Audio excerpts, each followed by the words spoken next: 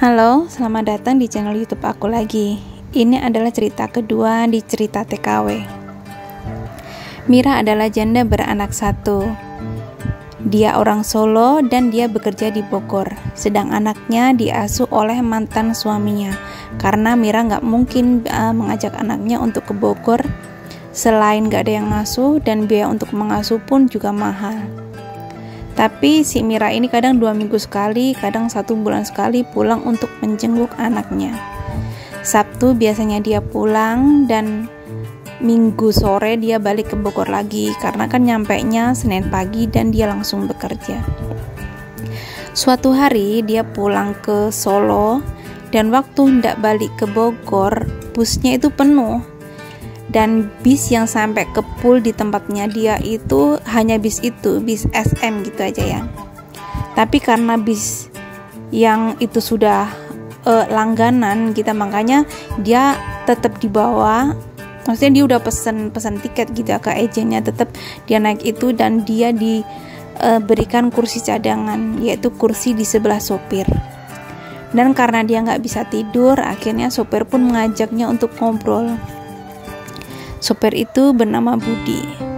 Budi ini tipe laki-laki yang perlente ya, pakaiannya rapi, bermerek, dan bersih orangnya tuh.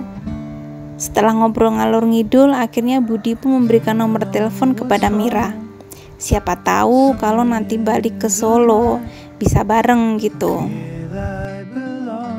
1 bulan kemudian, saat jadwal Mira pulang ke Solo, ternyata dia disuruh lembur sampai jam 3. Nah, biasanya bus yang dari tempat dia itu kalau pulang biasanya itu jam 1.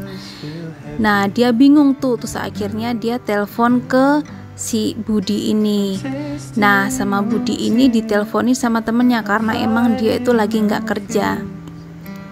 Nah, sama temannya ini akhirnya si Mira itu disuruh ke terminal Lebak Bulus. Dan temannya si Budi ini nungguin sampai si Mira nyampe ke sana. Ternyata ini bis VIP dan biasanya sampai ke Solo itu masih malam, sekitar jam 1 gitu. Nah, tapi dia meminta kepada temannya ini namanya Mas Dwi ya, itu untuk menurunkan Mira di dekat kos-kosannya si Budi, dan nanti si Budi yang akan mengantarkan Mira pulang. Sebenarnya Mira ngerasa nggak enak ya, karena dari tempat nanti dia turun ke rumahnya itu sangat jauh, tapi mau gimana lagi gitu, nolak susah, nggak nolak juga gimana gitu. Nah, semenjak kejadian itu, kalau Mira pulang ke Solo, Budi pasti main ke tempatnya si Mira. Begitu juga sering main ke kontrakannya si Mira yang di Bogor. Soalnya kontrakan ini termasuk dekat sekali dengan pool bis tersebut. Karena Mira merasa Budi ini baik, akhirnya dia menerima Budi sebagai pacarnya ketika Budi menyatakan bahwa dia itu mencintai Mira. Dan Budi ini bilang kalau dia itu duda, istrinya selingkuh dengan temannya sendiri. Akhirnya mereka bercerai dan Budi memilih pergi dari rumah tanpa membawa apapun kecuali sepeda motor Kawasaki Ninja yang dibawanya sekarang ini, dan dia memilih ngekos di Solo. Oh ya, Budi ini orang Jawa Timur ya, Trenggalek Jawa Timur, dan ngekos di Solo. Gak terasa satu tahun sudah mereka pacaran. Suatu saat Budi itu bilang ke Mira kalau dia itu mau kerja aja yang gak jauh-jauh lah, maksudnya yang bisa tiap hari pulang gitu. Dia mau kerja di Sumber Kencono, yaitu jurusan bis Surabaya Jogja waktu itu.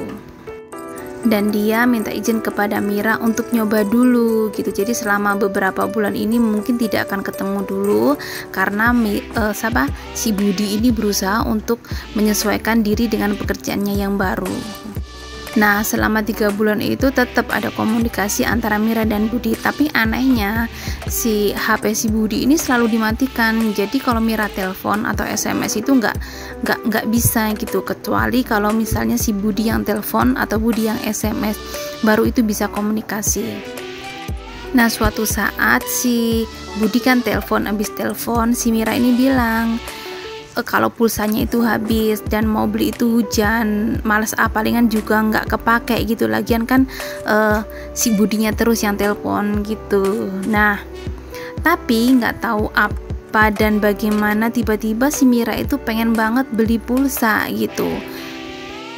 Dan setelah beli pulsa, dia pun mengirim SMS kepada si Budi bilang bahwa Pak, aku udah beli pulsa, nggak usah dikirim ya gitu.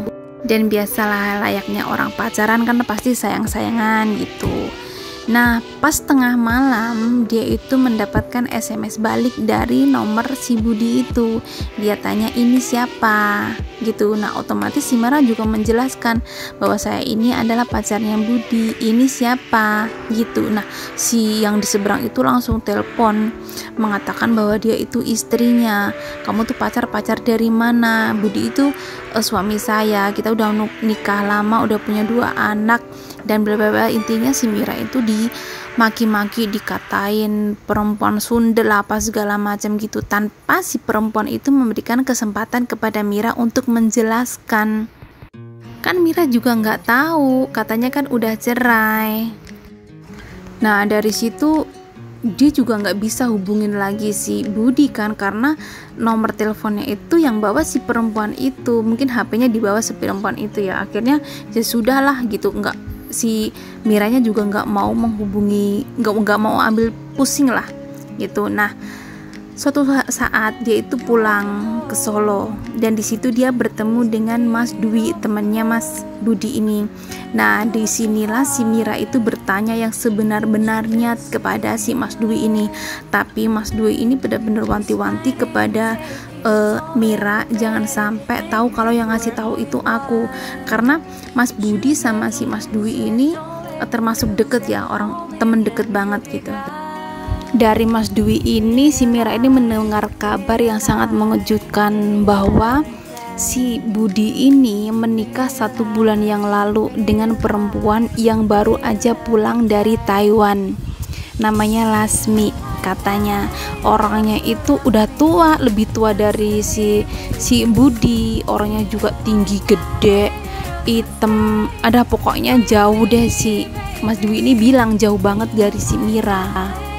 Ya mungkin si Budi ini seneng sama si Lasmi ini karena duitnya gitu. Nah, perkenalan mereka itu sekitar 2 tahun yang lalu ketika si Lasmi ini mau berangkat lagi ke Taiwan dan si PL-nya itu selalu berlangganan mobil ISM ini, dan di sanalah mereka bertemu.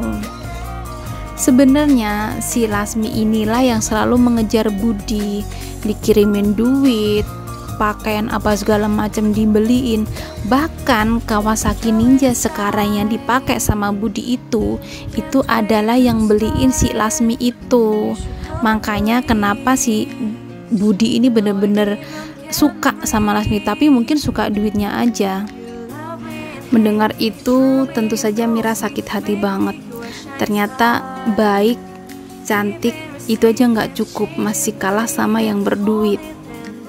1 bulan kemudian si Budi ini menemui Mira dan seolah-olah nggak terjadi apa, ya biasa aja gitu. Dia bilang katanya HP-nya itu dipegang sama budenya, sama keluarga yang di rumah, jadi dia nggak bisa pegang karena di rumah itu sedang ada hajatan. Si Mira diem aja, karena kalau dia tanya macam-macam ke si Budi, otomatis Budi akan bertanya kepada Mira siapa yang memberitahu. Dan sedangkan Mas Dwi ini sudah wanti-wanti ke Mira jangan sampai beritahu, biarkan dia yang cerita sendiri, maksudnya biar si Budi ini jujur ke si Mira gitu. Tapi emang ternyata si Budi ini nggak cerita apapun. Nah, setelah itu si Mira tanya-tanya lagi ke Mas Dwi, kok dia udah balik ke sini, istrinya gimana gitu. Ternyata istrinya itu sudah balik Taiwan lagi, makanya si Budi udah bisa sama Mira lagi.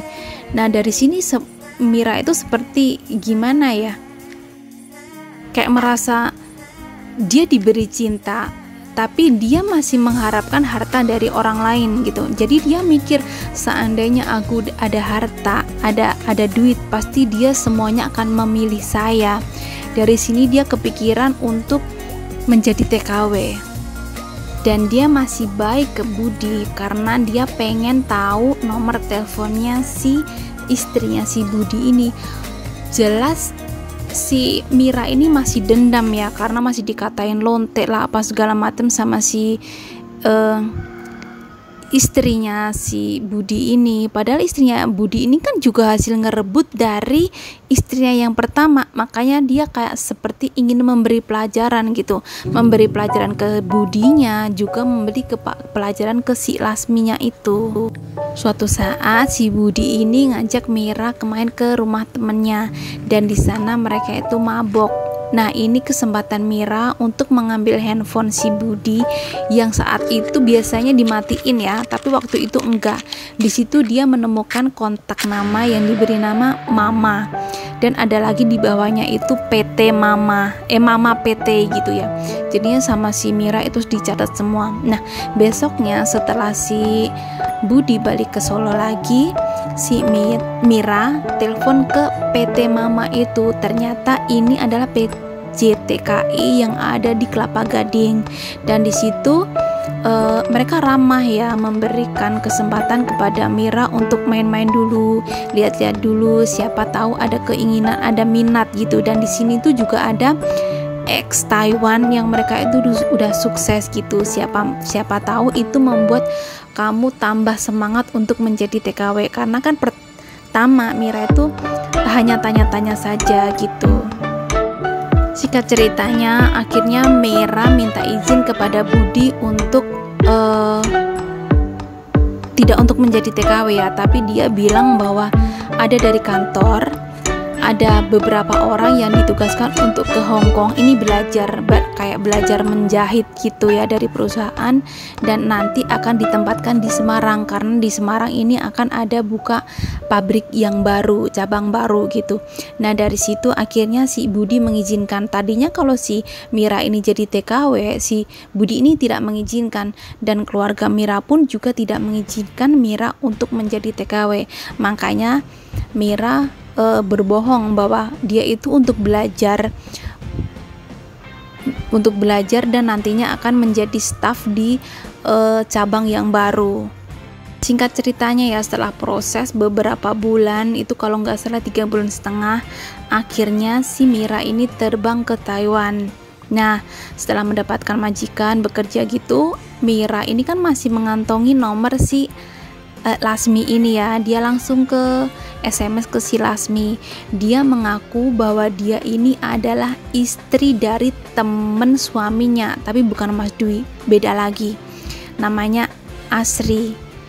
Dia bercerita bahwa dia itu temennya dan mengatakan bahwa suaminya itu selingkuh gini, dan akhirnya mereka itu saling berkomunikasi. Dan si Lasmi ini juga cerita bahwa suami aku baru nikah beberapa bulan yang lalu, hampir 1 tahun lah, tapi ternyata di rumah itu juga ada seorang perempuan. Aku nemuin itu pas aku tidur bareng sama dia, ternyata ada yang SMS gini, dia cerita semua gitu. Nah, di situ dia juga cerita bahwa semua duitnya, semua gajinya itu dikirimkan ke si Budi ini.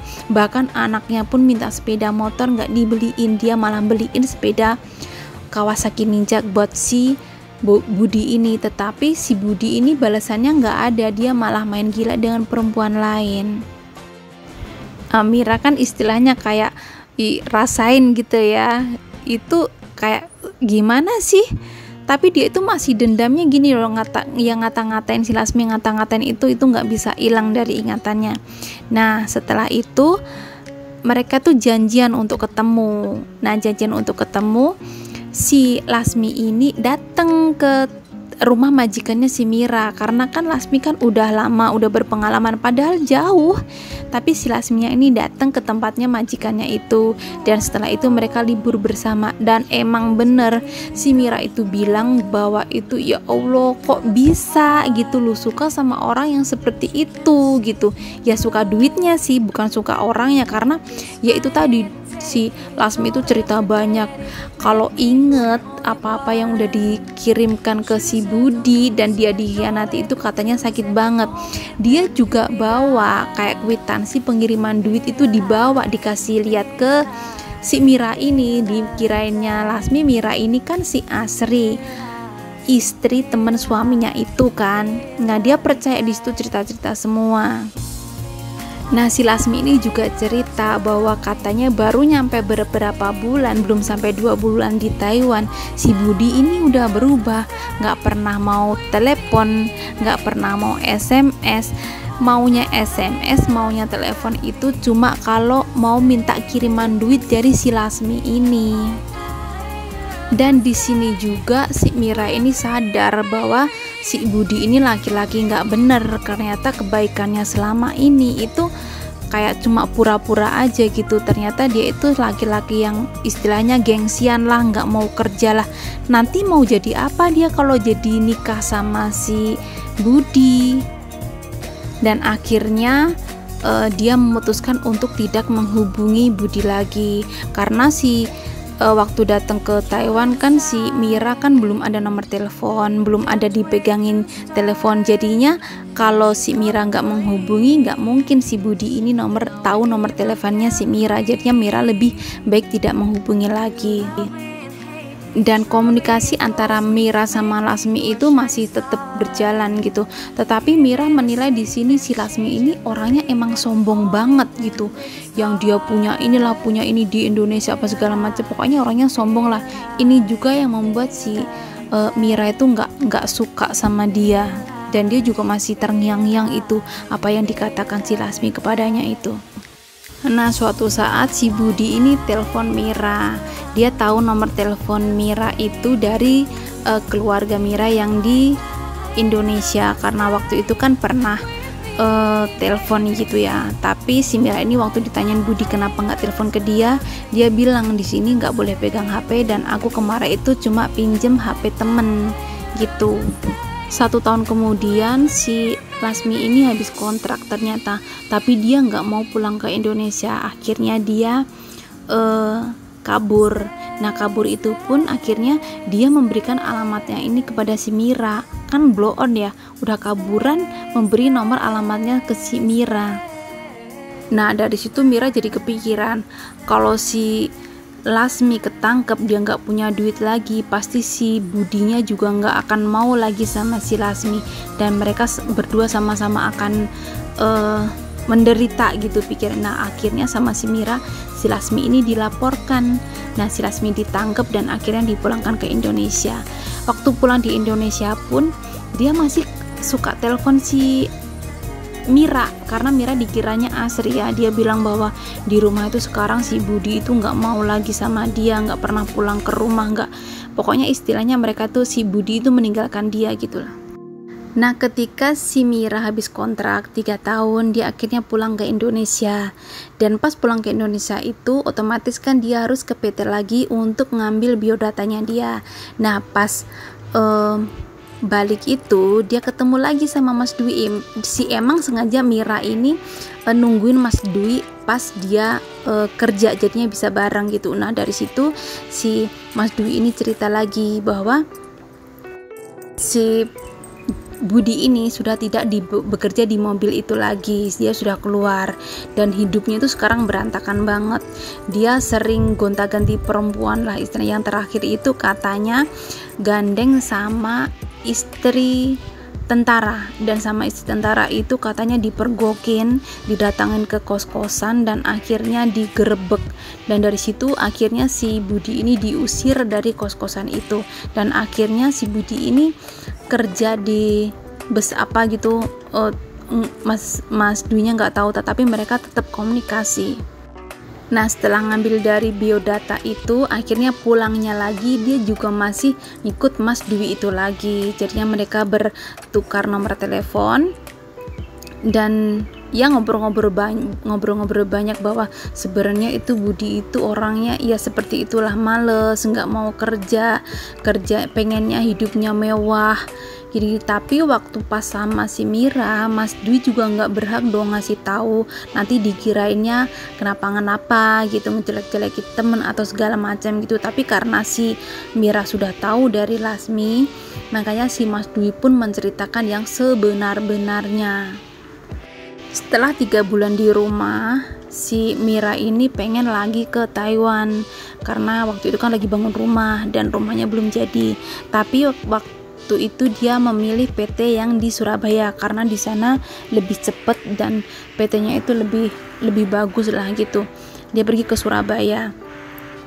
Nah, waktu ngurus itu mau ke BCTKI itu kan bolak-balik gitu karena dia nggak harus, karena dia sudah X, dia nggak harus belajar di PT. Jadi kalau mau pasporan dia datang, mau medical dia ke Surabaya.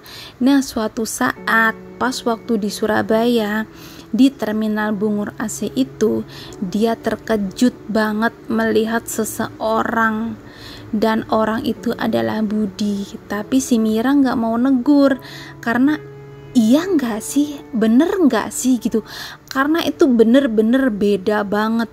Budi yang dulu rapi, perlente, pakaiannya bermerek, ternyata itu 180 derajat. Dia kotor, kumel, dan dekil banget gitu, kayak itu iya nggak sih, bener nggak sih gitu kan. Akhirnya kan difotoin diam-diam sama si Mira, dan akhirnya dikirim ke Mas Dwi, dan ternyata bener kata Mas Dwi itu ya Budi gitu. Tapi sekarang emang dia nggak kerja di SM lagi, dia kerja katanya di bis jurusan lain yang ada di Surabaya. Tapi Mas Dwi nggak tahu dan udah lama juga nggak komunikasi sama dia. Dari sini Mira itu sebenarnya kayak seneng sedih ya. Senengnya dia kayak sudah memberi pelajaran kepada Budi dan si Lasmi bahwa duit itu bukan segalanya gitu. Tapi kalau menemukan pasangan yang baik itu adalah lebih baik daripada sekedar duit gitu. Tapi dia juga sedih, istilahnya orang yang dulu pernah dia cinta, pernah dia sayang, hidupnya jadi berantakan gitu. Karena si Mas Dwi ini juga cerita ke Mira bahwa sebenarnya Budi itu benar-benar sayang ke Mira dan pengen benar-benar menjadikan istri Mira sebagai istri terakhir gitu. Tapi setelah Mira pergi dan tidak memberikan kabar, hidupnya jadi berantakan. Dia jadi lari ke sana, lari ke sini dengan perempuan yang gak jelas, menyiksa diri. Tapi Mas Dwi juga cerita ke si Budi bahwa sebenarnya Mira itu sudah tahu kalau kamu itu sama si Lasmi nikah. Jadi sudah cerita semua, dan akhirnya Budi pun seperti menyesal gitu, dan tapi menyesal pun juga nggak ada gunanya gitu. Nah, dari cerita ini kita bisa mengambil kesimpulan bahwa duit itu bukan segalanya. Ya emang kita segalanya butuh duit, tapi jangan jadikan duit itu di atas segalanya, apalagi sampai menyia-nyiakan orang yang benar-benar tulus hanya demi uang. Uang bisa dicari kalau kita kerja, tapi mendapatkan pasangan yang benar-benar mengerti kita itu ya susah gitu, nggak seperti kalau kita cari duit. Nah, begitulah cerita yang kedua dari cerita TKW ini. Semoga ada hikmah yang bisa diambil dari cerita ini, dan sampai jumpa di cerita selanjutnya. Terima kasih sudah menonton video ini, dan bye-bye.